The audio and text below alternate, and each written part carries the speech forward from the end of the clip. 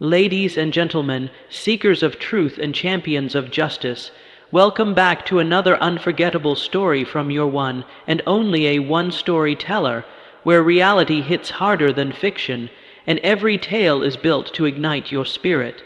Today, I present to you a lesson, a revelation, not just for the heart, but for the soul. In a world that preaches equality but practices division, where uniforms become excuses and skin color a threat, there arises a moment so intense, so unshakably true, that it stirs the conscience of a nation.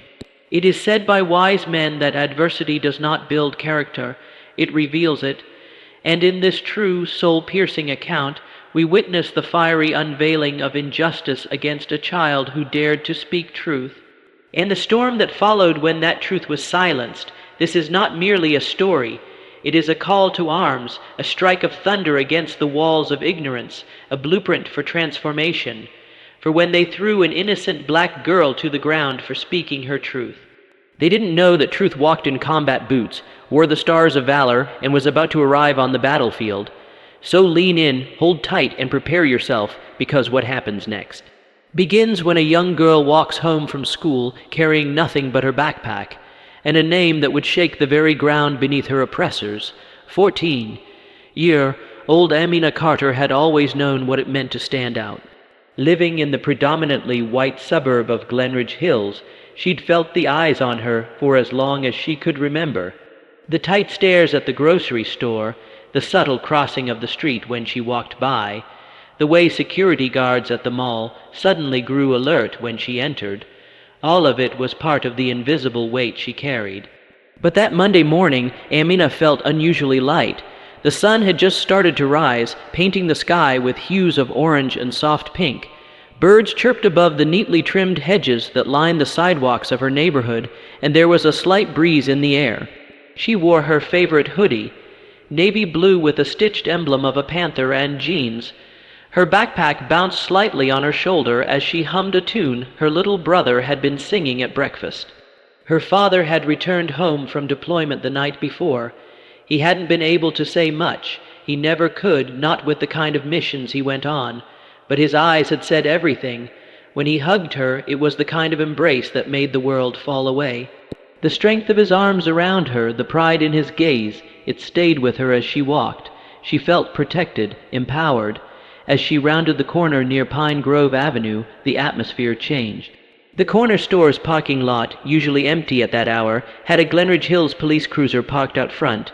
Inside sat two officers. One of them, Officer Donaldson, was sipping coffee, while the other, Officer Reese, appeared to be typing into a laptop mounted to the dashboard. Amina didn't think much of it. She'd passed officers before on her way to school. She wasn't doing anything wrong, just walking, but as she passed the cruiser, something made Reese look up. He nudged Donaldson. The two exchanged a glance before opening their doors. "Hey, stop right there," Donaldson barked. Amina turned instinctively. "Me? Yeah, you, come here." Her steps hesitated. "I'm just walking to school." "Where's your ID?" Reese asked, walking toward her with a hand on his utility belt. "I'm in 8th grade. Amina said, her voice steady but confused. "I don't carry ID." Donaldson narrowed his eyes. "Smart mouth, huh? No, sir, I'm just going to school." She repeated, trying to remain polite. They moved in closer, their body language already tense. Amina stood her ground, heart beating a little faster. She had been raised to be respectful, but never to shrink. Her mother had told her that she had every right to exist, to walk, to speak. "You live around here?" Donaldson asked, voice dripping with suspicion. "Yes, on Maple Ridge," Amina answered. Reese stepped even closer, peering into her backpack. "What's in there?" "Books, my lunch, that's all." Donaldson's tone turned accusatory. "Why are you walking this route, trying to avoid something?" "This is my regular way to school," she said calmly, though her stomach was churning. The officers exchanged another glance, and it became clear they weren't looking for a reason. They were creating one. It didn't matter that she was a kid on her way to school. What mattered to them was that she was black, alone, and confident enough to speak clearly. The moment shifted from uncomfortable to threatening in seconds. Amina, trying to defuse the situation, decided to say something that might make them back off. My dad's in the special forces. Maybe you should call someone before this gets worse. It wasn't meant to provoke. It was a truth. Her father was a decorated military operative who'd spent more than a decade in the most dangerous parts of the world. A hero to many, though you'd never hear him call himself that. But the officers didn't take her words as truth. They took them as a challenge. Reese scoffed. Oh, so now you're daddy's Joe, I'm serious. Amina replied, holding her ground. Donaldson's jaw clenched. You threatening us? No, she said, more firmly this time. I'm just saying this isn't right. Put the bag down, Reese demanded. I didn't do anything. I said put it down. Startled, she took off her backpack and gently lowered it to the ground. Her heart was pounding now. This wasn't just about suspicion anymore. They were escalating, their voices grew louder. The space between them shrunk, and Amina felt something she had never truly felt before: fear. Donaldson grabbed her wrist. She instinctively pulled back. Don't resist, he snarled, tightening his grip and twisting her arm behind her back. You're hurting me. She cried out. Should have thought about that before lying to an officer. I wasn't lying. Then let your soldier daddy come get you out of this. Reese taunted, stepping in to cuff her other hand. People started to slow down in their cars. A woman walking her dog stopped, pulling out her phone, but it was as if the officers didn't notice, or didn't care. They shoved her against the hood of the cruiser, her cheek pressed against the cold metal, her eyes filled with tears, not just from the pain, but from the humiliation. She wasn't a criminal, she was a kid. A child, but they treated her like she was dangerous, like she had committed some horrible act. Her voice cracked as she tried again. Call my parents, please, my dad. Reese pushed her into the backseat before she could finish. Yeah, we'll get to that. Right after we figure out what your special forces daddy thinks about you lying to the police. The door slammed shut. In that moment, Amina realized it didn't matter what her father did for a living. Not to these men. Her skin was enough reason for them to see her as a threat. Her voice, strong, proud, had become the weapon they feared most. As the cruiser drove away, lights flashing for no reason, Amina looked out through the glass, feeling like her whole world had just shifted. The weight of injustice wasn't new, but now it was personal, tangible, crushing, and it was just the beginning. Inside the police cruiser, Amina's wrists ached from the cold metal cuffs digging into her skin. Her backpack, tossed carelessly into the front seat, sat in stark contrast to the hostility around her. Reese and Donaldson barely exchanged words with her after shutting the door, though they kept looking at her through the rear-view mirror with smug expressions. You believe this? Reese said with a laugh as he pulled onto the road. Special forces, that's a new one. Donaldson chuckled, shaking his head. Next thing you know, she'll say she's the president's niece. Amina sat frozen, tears welling up but refusing to fall. She didn't want to give them the satisfaction. She had learned long ago that dignity was a kind of armor, but it was hard to keep it on when you were 14, handcuffed, and being mocked by men twice your age. She thinks she's smart, Donaldson continued, got that attitude, probably been raised thinking she can talk however she wants. Reese glanced at her through the mirror. Yeah, that whole my daddy's a hero crap, sick of it, like we're supposed to bow down to that. Amina tried to breathe evenly, holding her head high despite the tight cuffs. Her hands were turning red. She shifted to relieve the pressure, but Donaldson noticed. Sit still, he barked. My wrists hurt, she said softly. Should have thought of that before acting suspicious, Reese snapped. I wasn't doing anything wrong. She replied, voice trembling. Donaldson sneered, walking in a neighborhood where you clearly don't belong. That's suspicious enough. It's where I live, she said more forcefully. You got a smart mouth, kid, he said, and trust me, it won't help you here. They arrived at the Glenridge Hills precinct, a small brick-faced building that looked more like a tax office than a place of justice. Donaldson yanked open the cruiser door and roughly grabbed Amina's arm. She stumbled slightly as she was pulled out, still cuffed. Reese held the door open to the station while Donaldson pushed her forward. Inside, the fluorescent lights buzzed overhead, and the scent of burnt coffee lingered in the air. Officers milled around, some glancing at the scene, others too busy with their phones to care. They led her past the front desk without booking her, without reading her any rights. No paperwork, no explanations, just force. In a side room barely larger than a closet, Reese shoved her down into a metal chair. "You wait here until we decide what to do with you." "I want to call my dad," she said. Donaldson slammed his hand on the desk. "You don't make demands. You're not in charge here." "I'm a minor," she reminded him. "You have to—" "I don't have to do anything until I know who you really are."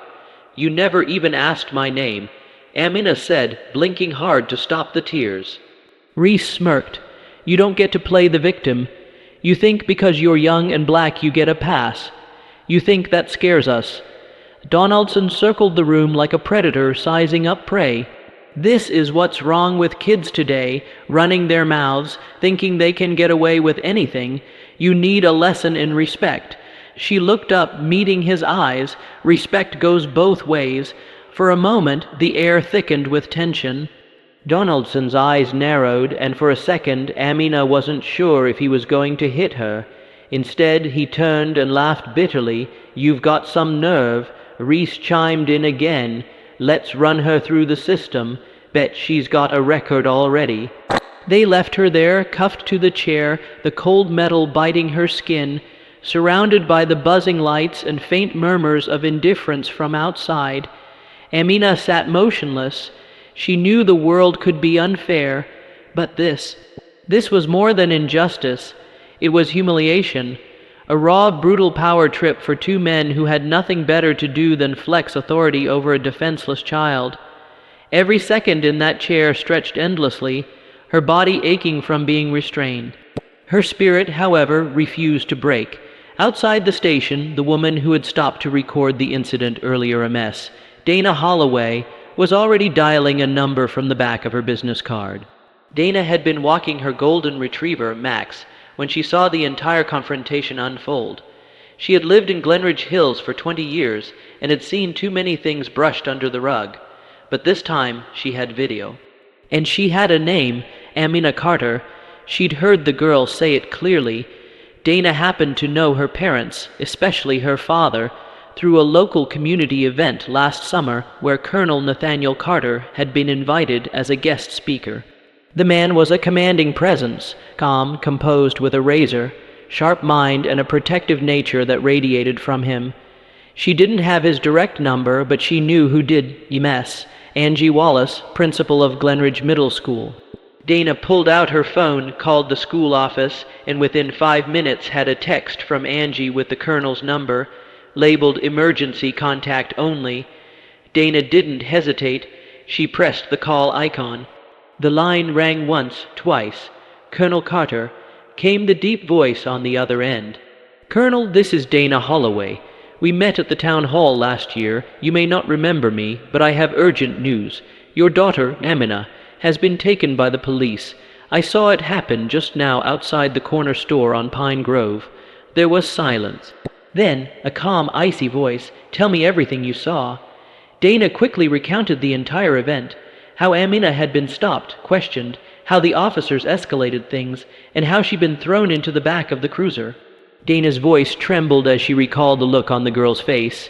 "I have it all on video," she added, unprovoked, unjustified, and she clearly said her father was Special Forces. They laughed at her. Colonel Carter was silent for a moment. When he spoke again, his voice was deliberate, composed, but beneath that was something Dana could only describe as lethal. "Thank you for calling me. Where did they take her?" "To the precinct on Elmwood." "I'll be there in 10 minutes. Dana ended the call and stared at her phone. She knew what she had just unleashed. Back at the station, Amina sat in silence, her hands still cuffed behind her back. Her wrists had gone numb. She wondered how long they planned to keep her there, how long before someone even remembered she existed. But what she didn't know, what the officers certainly didn't know, was that a storm was brewing outside, one that walked with the discipline of a soldier and the fury of a father. Colonel Nathaniel Carter was on his way, and nothing was going to stop him. The automatic doors of the Glenridge Hills precinct slid open with a mechanical hiss. Standing just beyond the threshold was a man who didn't need to announce himself. Colonel Nathaniel Carter stepped inside wearing a fitted dark green tactical jacket, straight-legged khaki trousers, and polished boots. He stood tall, shoulders squared, his military posture unmistakable. His calm face masked a storm behind his deep brown eyes. In his hand he held his wallet, which contained two important credentials, his military ID and his Pentagon level clearance badge, but he had no intention of needing them unless things escalated. The receptionist, a young officer barely out of academy training, looked up from his paperwork and froze. There was something about the man standing in front of him that screamed authority. "Can I help you, sir?" he asked, hesitating slightly. "Yes," Colonel Carter replied, his voice level and deep. "My name is Colonel Nathaniel Carter. My 14-year-old daughter was unlawfully detained and brought here by Officers Reese and Donaldson approximately 20 minutes ago. I want to speak to whoever is in charge right now." The receptionist blinked. I think you might need to. You think wrong. Now go." The commanding tone left no room for debate. The young officer rose quickly and scurried down the hall. A few heads turned. Whispers began floating around the room as officers peeked through doors and around corners, trying to figure out who the imposing man was. Captain Harold Mitchell, a bulky man with thinning gray hair and tired eyes, emerged from a side office, clearly irritated. He had been working on a stack of administrative reports and wasn't in the mood for more chaos. But the moment he locked eyes with Colonel Carter, his demeanor shifted. "Colonel Carter, is it?" Mitchell asked, voice strained but respectful. "Yes," Carter said, stepping forward. "Your officers detained my daughter, without cause, without reading her rights, and without notifying a parent. I want to see her immediately, and I want an explanation for this unlawful arrest." Mitchell hesitated, then glanced toward the hallway behind him. "Let's take this to my office, sir. We'll talk there." "No," Colonel Carter said sharply. "We'll talk right here. I don't want my daughter sitting in some interrogation room like a criminal while you stall. Bring her here now." Mitchell stiffened. "Sir, I assure you, Captain," Carter cut in, his voice suddenly cold. "Do not test my patience. I've commanded troops on foreign soil, rescued hostages under enemy fire, and negotiated with men who'd slit your throat for a can of beans. What I will not do is stand here and be stonewalled by a small town precinct while my child is illegally held. Now, either you bring her here or I start making calls that will have this place surrounded by MP and federal investigators before your lunch break." Mitchell gulped. The silence in the lobby was absolute. He nodded quickly and motioned to another officer nearby. "Get the girl, now." Colonel Carter stood motionless. His eyes didn't waver. Officers who had been laughing and chatting moments earlier were now silent, watching. Some were ashamed, others just curious. But none doubted who held the authority in the room. Officer Reese leaned casually against the wall just outside the room where Amina was being held. He was mid-conversation with Donaldson, both of them still smirking.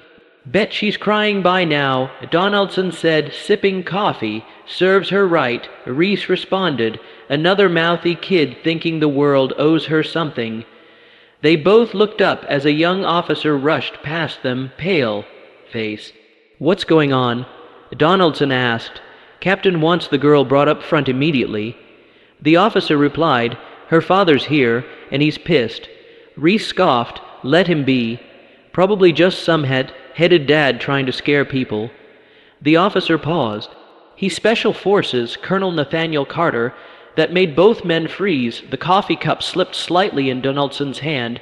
Reese narrowed his eyes. "Wait, that Carter, he's demanding answers, and he's not playing around." In less than a minute, they had Amina out of the room. She looked tired, her eyes heavy. but when she saw her father standing tall in the lobby, a wave of relief swept across her face. Her knees almost gave out from exhaustion, but she straightened herself.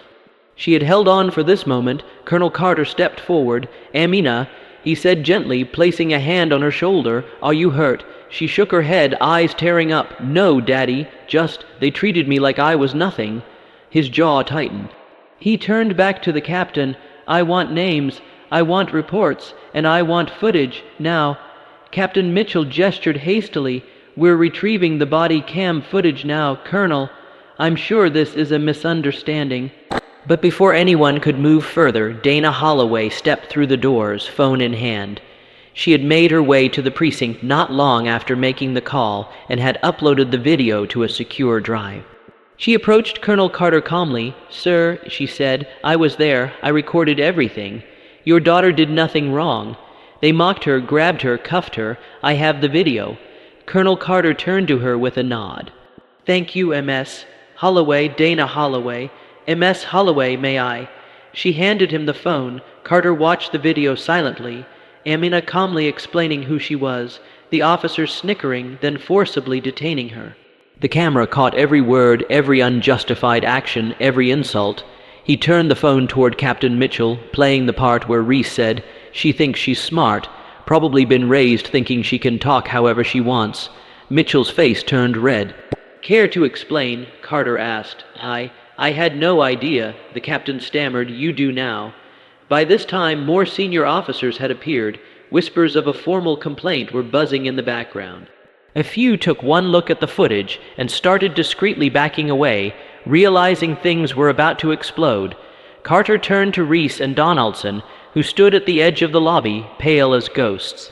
"You laughed when she said her father was Special Forces," Carter said coldly.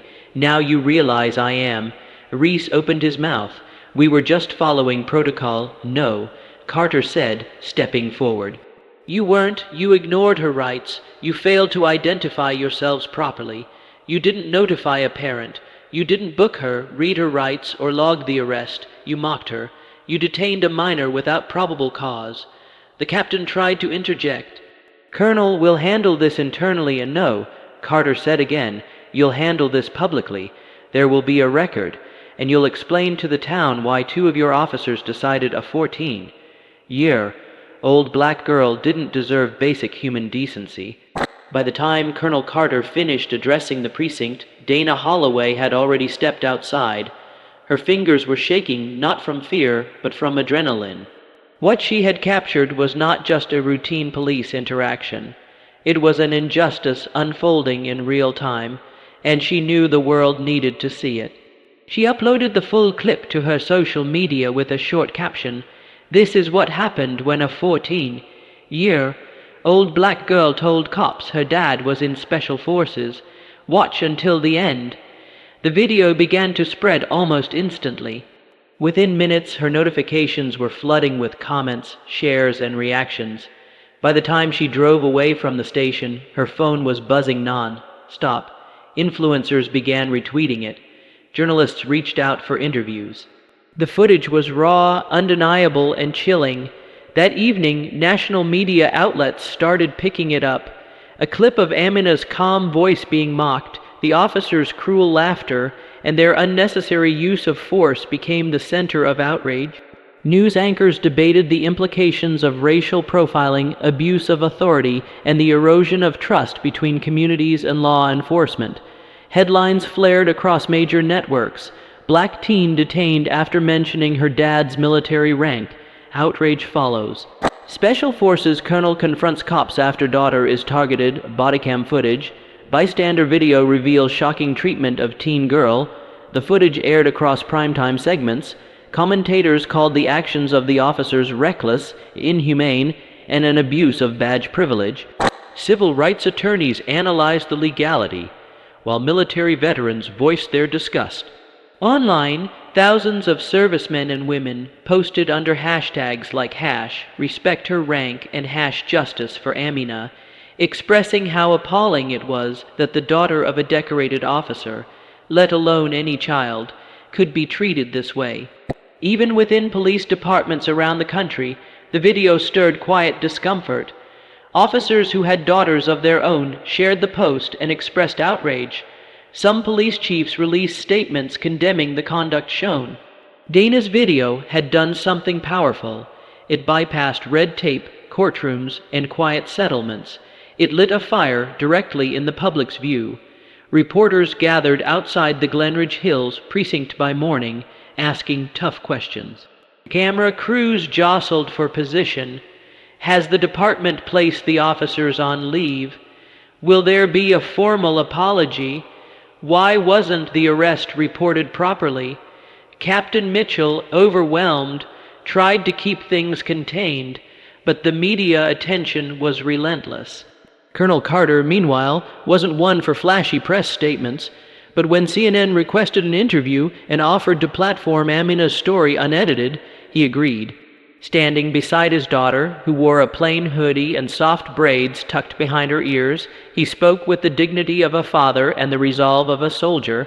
"This is about more than me being in the special forces," he told the interviewer. "This is about a system that treats our children like threats first, human beings second. Amina did nothing wrong, yet she was treated like a criminal, not a child. That has to change." The interview went viral, just like the video had.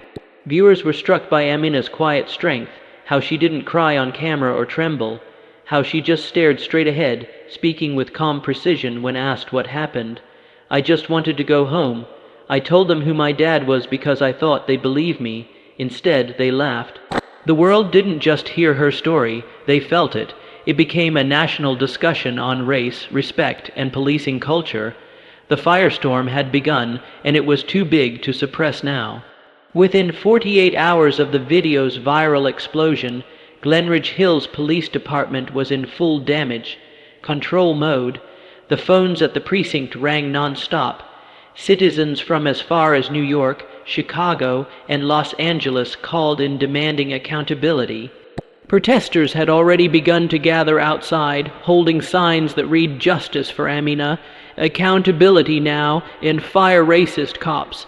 Inside the station, Captain Mitchell sat in his office with sweat glistening on his forehead. He had spent the last day fielding calls from Internal Affairs, the mayor's office, and the state attorney general. Every one of them demanded an immediate response. Under pressure, he finally did what should have happened from the start. He signed suspension notices for officers Reese and Donaldson, pending a full investigation. The announcement was brief, posted on the department's social media channels, and read aloud at a press conference.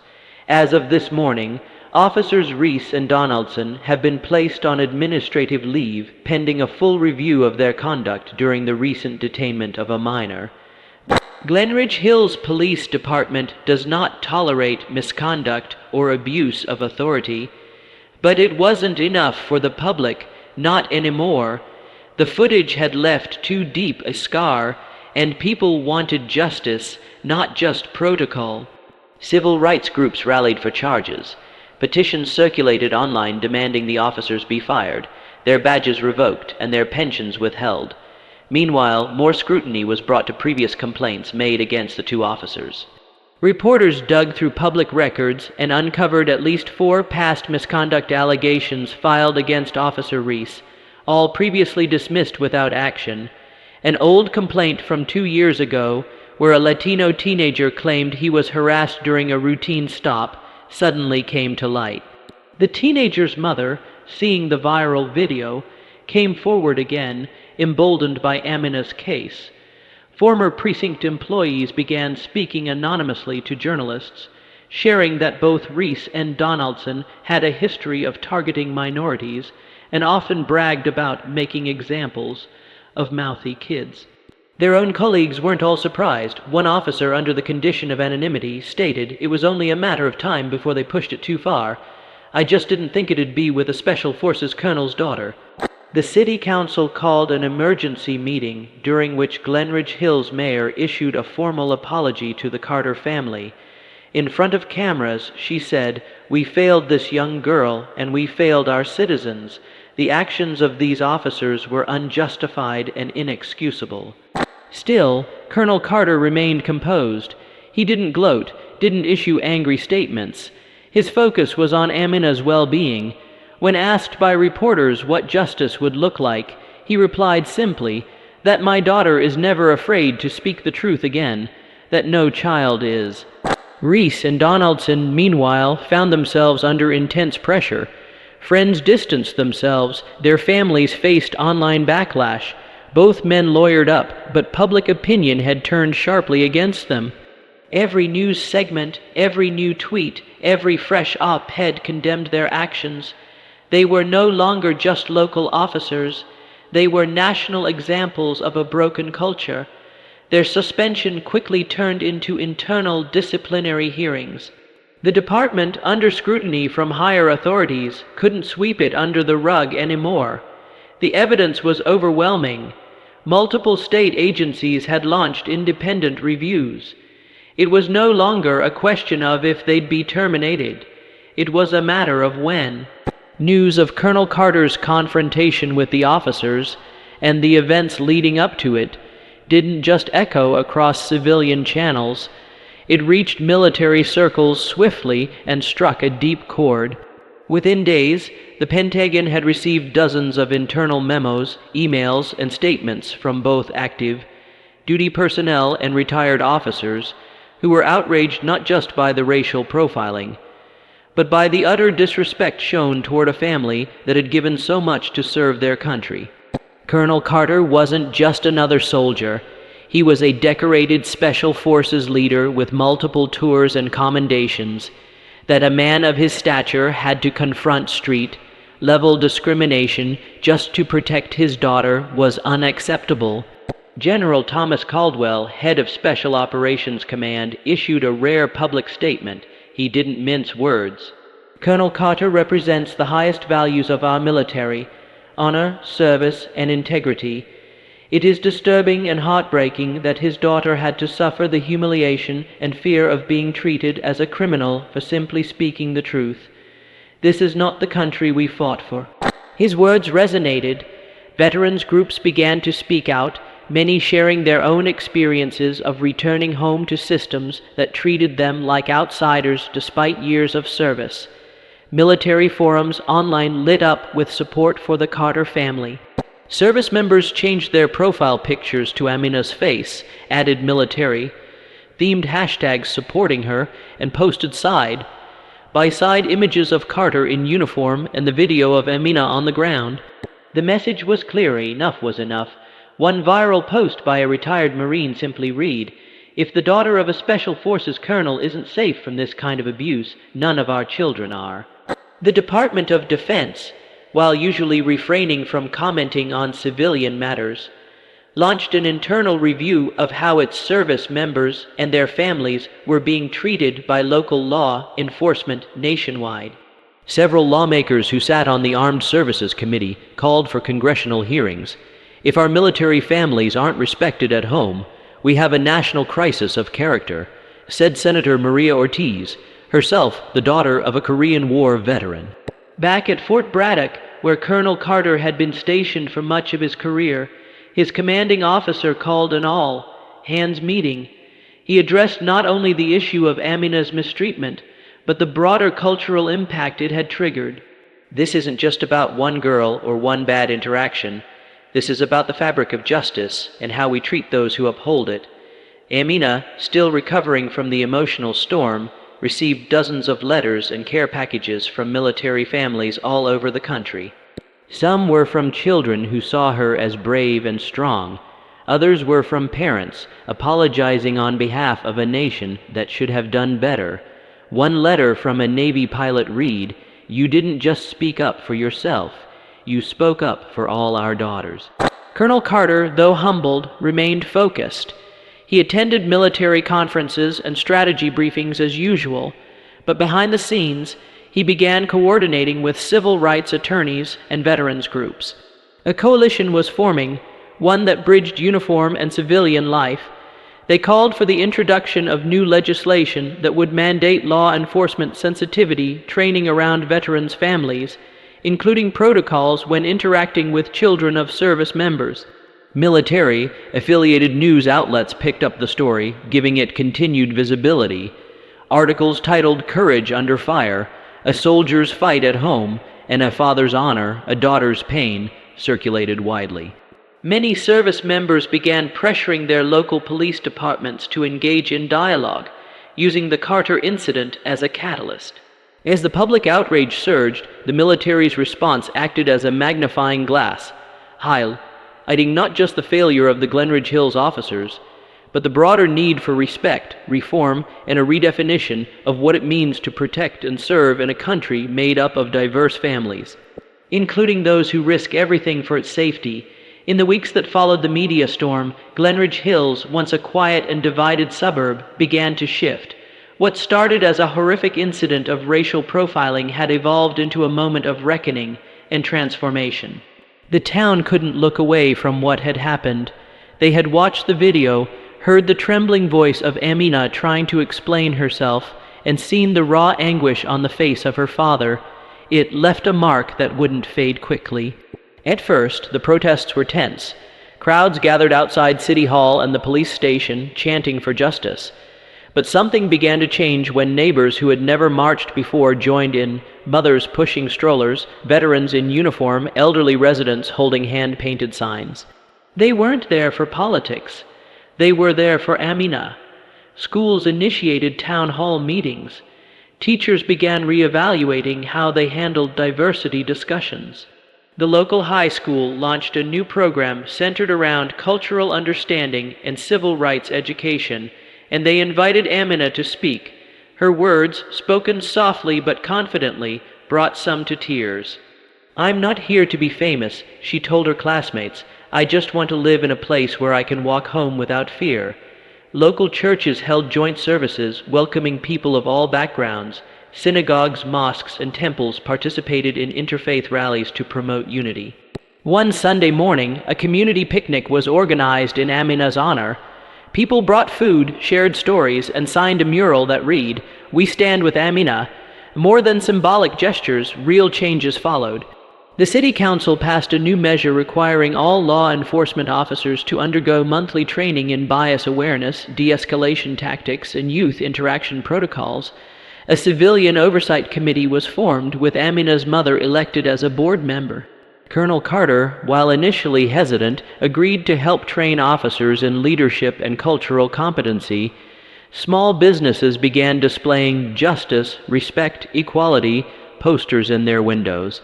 A downtown art gallery commissioned a mural of Amina, painted by a local black artist, showing her with her head held high, wearing her school backpack and surrounded by symbols of resilience, roses, doves, and the words "My voice matters." The police department itself saw internal shake-ups. Captain Mitchell retired early, citing the need for new voices and better leadership. A new interim chief, a black woman named Clarissa Green with a reputation for reform, was appointed. Her first move was to hold a press conference where she publicly apologized to Amina and the Carter family. "This department failed you," she said, "but we are going to be part of the healing." At the precinct, junior officers who had remained silent during the initial incident began stepping forward. They requested transfers, asked for more training, and spoke up in defense of transparency. The toxic culture that had protected people like Reese and Donaldson began to erode. Even children in the neighborhood, once too young to understand race or bias, began asking questions. Parents were having difficult, necessary conversations around dinner tables. Amina had become more than a teenager wronged. She had become a symbol of truth and courage. Bookstores began stocking titles about social justice. Libraries hosted panels on race, policing, and change. Teenagers organized youth, led marches and spoken word nights, using their art to reflect on what happened and what still needed to be done.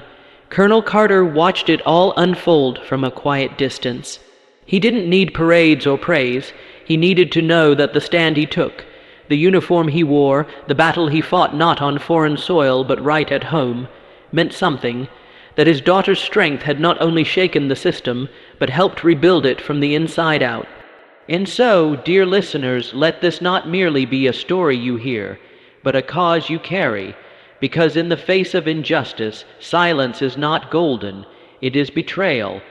Amina stood not just as a daughter, not just as a student, but as a mirror to this nation's soul. And when her truth was attacked, her father brought more than fury. He brought history, sacrifice, and the legacy of a soldier who knows that real battles are fought at home. This was never just about a girl or even a father. It was about the soul of a town, the awakening of a community, the confrontation of cowardice, the rise of courage.